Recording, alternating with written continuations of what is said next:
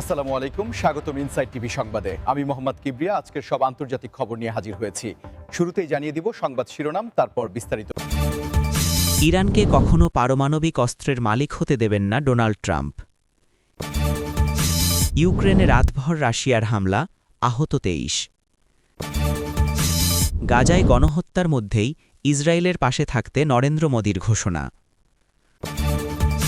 শত্রুদেশ হিসেবে যুক্তরাষ্ট্র দক্ষিণ কোরিয়াকে আখ্যা দিলেন কিম জং উন। মার্কিন স্পিড বোটে কিউবান সীমান্তরক্ষীদের গুলি, নিহত ৪। আসসালামু আলাইকুম, স্বাগতম জানাচ্ছি ইনসাইড টিভি সংবাদে। আমি মোহাম্মদ কিবরিয়া। এতক্ষণ শুনছিলেন সংবাদ শিরোনাম, এবার বিস্তারিত। মার্কিন প্রেসিডেন্ট ডোনাল্ড ট্রাম্প আবারও তার কড়া অবস্থান স্পষ্ট করেছেন এবং বলেছেন তিনি কখনোই ইরানকে পারমাণবিক অস্ত্রের মালিক হতে দেবেন না। এই বক্তব্য এমন এক সময় এসেছে যখন পুরো বিশ্ব তাকিয়ে আছে আসন্ন মার্কিন নির্বাচনের দিকে। ট্রাম্প তার প্রচারণার অংশ হিসেবে এবং তার বৈদেশিক নীতির ধারাবাহিকতা বজায় রেখে এই মন্তব্য করেছেন।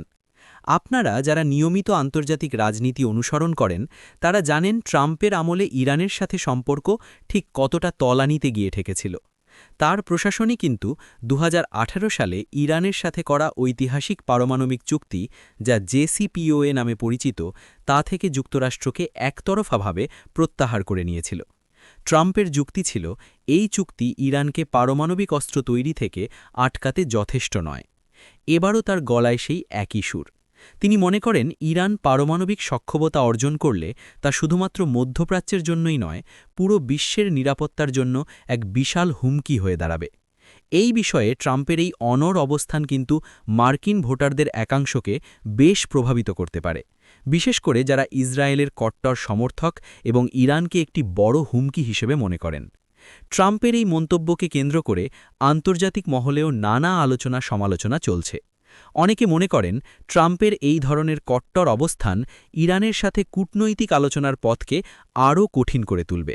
অন্যদিকে তার সমর্থকরা মনে করেন এটিই সঠিক পথ, ইরানকে থামানোর জন্য শক্ত অবস্থানে থাকা জরুরি।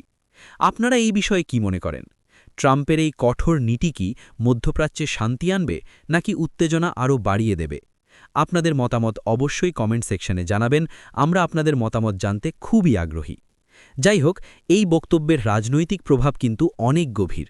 এটি শুধু ট্রাম্পের ব্যক্তিগত অবস্থান নয়, এটি তার দলেরও একটি বড় অংশের মনোভাব প্রতিফলন করে। আসন্ন নির্বাচনে ট্রাম্পের এই অবস্থান তাকে কিভাবে সাহায্য করবে তা এখনও নিশ্চিত নয়। তবে এক কথা নিশ্চিত যে ট্রাম্পের এই কঠোর নীতি বিশ্ব রাজনীতিতে বড় ধরনের প্রভাব ফেলবে। এবং এটি শুধুমাত্র পারমাণবিক অস্ত্রের বিষয় নয়, এটি ইরানের অর্থনীতি এবং মানুষের জীবনযাত্রার উপরও প্রভাব ফেলবে। ট্রাম্পের এই কঠোর নীতি ইরানের ওপর আরও নিষেধাজ্ঞা নিয়ে আসতে পারে, যা ইরানের অর্থনীতিকে আরও দুর্বল করবে। এটি শুধু ইরানের ওপরই প্রভাব ফেলবে না, এটি বিশ্ব অর্থনীতির ওপরও প্রভাব ফেলবে। আমরা আশা করি ট্রাম্পের এই কঠোর নীতি বিশ্ব শান্তি এবং নিরাপত্তার জন্য ইতিবাচক হবে, কিন্তু এটি এখনও নিশ্চিত নয়। ইউক্রেনে রাতভর রাশিয়ার ভয়াবহ হামলায় ২৩ জন আহত হয়েছেন। এই হামলাটি এমন এক সময়ে হয়েছে যখন ইউক্রেনে দীর্ঘস্থায়ী যুদ্ধের কারণে পরিস্থিতি খুবই নাজুক। ইউক্রেনের বিভিন্ন শহরে এই হামলাগুলো হয়েছে, যা দেশের অবকাঠামো এবং সাধারণ মানুষের ওপর বড় ধরনের প্রভাব ফেলছে।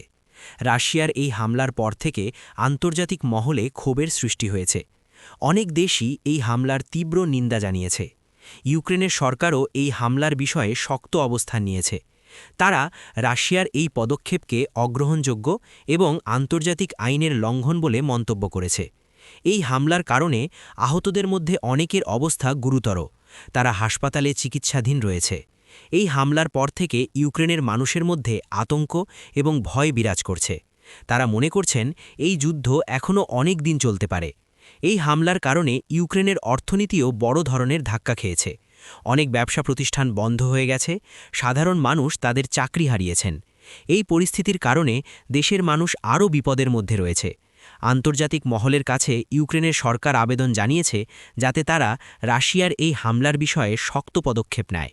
অনেক দেশই ইউক্রেনকে সহায়তা করার আশ্বাস দিয়েছে, কিন্তু এই সহায়তার পরও ইউক্রেনের পরিস্থিতি এখনও অনেক নাজুক।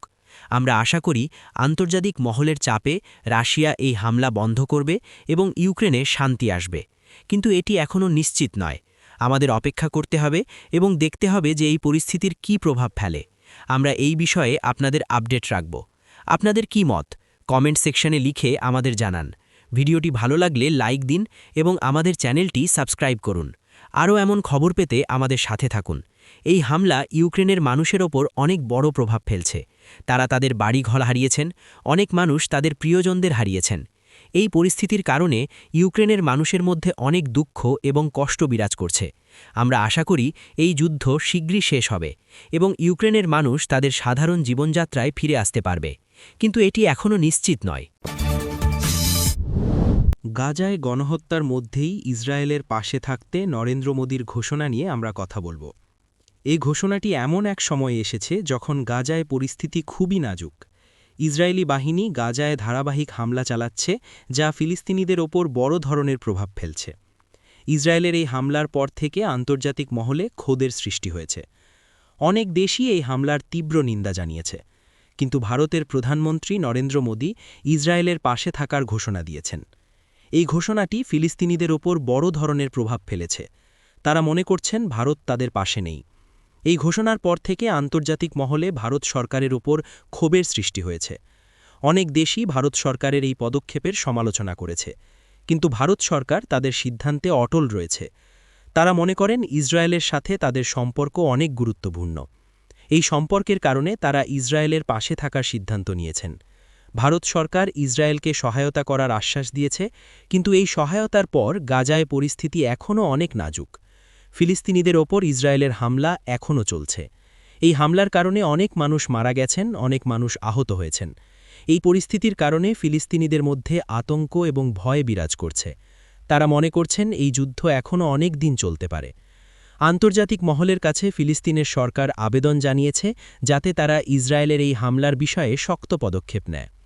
অনেক দেশই ফিলিস্তিনকে সহায়তা করার আশ্বাস দিয়েছে, কিন্তু এই সহায়তার পরও গাজায় পরিস্থিতি এখনও অনেক নাজুক।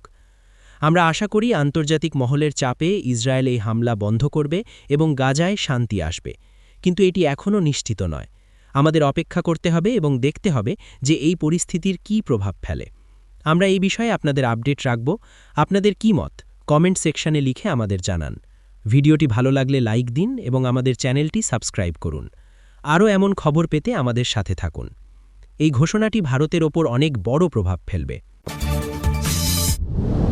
উত্তর কোরিয়ার নেতা কিম জং উন মার্কিন যুক্তরাষ্ট্র এবং দক্ষিণ কোরিয়াকে তাদের প্রধান শত্রু দেশ হিসেবে আখ্যা দিয়েছেন। এই ঘোষণাটি এমন এক সময় এসেছে যখন কোরীয় উপদ্বীপে উত্তেজনা বাড়ছে। কিম জং উনের এই ঘোষণার পর থেকে আন্তর্জাতিক মহলে ক্ষোভের সৃষ্টি হয়েছে। অনেক দেশই এই ঘোষণার তীব্র নিন্দা জানিয়েছে।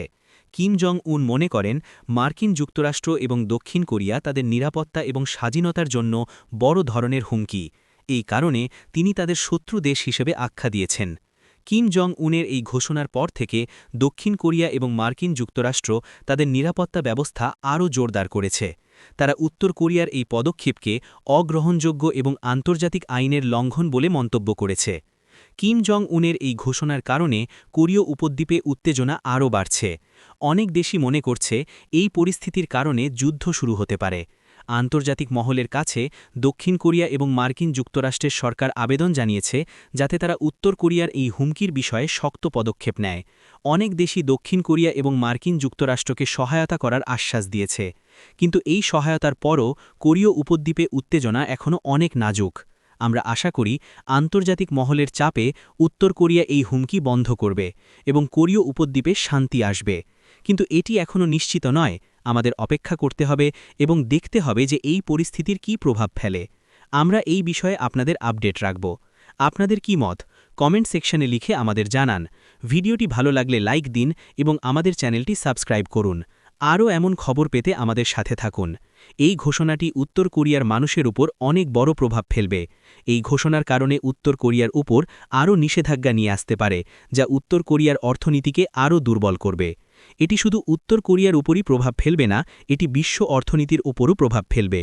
আমরা আশা করি এই পরিস্থিতির কারণে কোনো বড় ধরনের যুদ্ধ শুরু হবে না, কিন্তু এটি এখনও নিশ্চিত নয়। আমাদের অপেক্ষা করতে হবে এবং দেখতে হবে যে এই পরিস্থিতির কী প্রভাব ফেলে।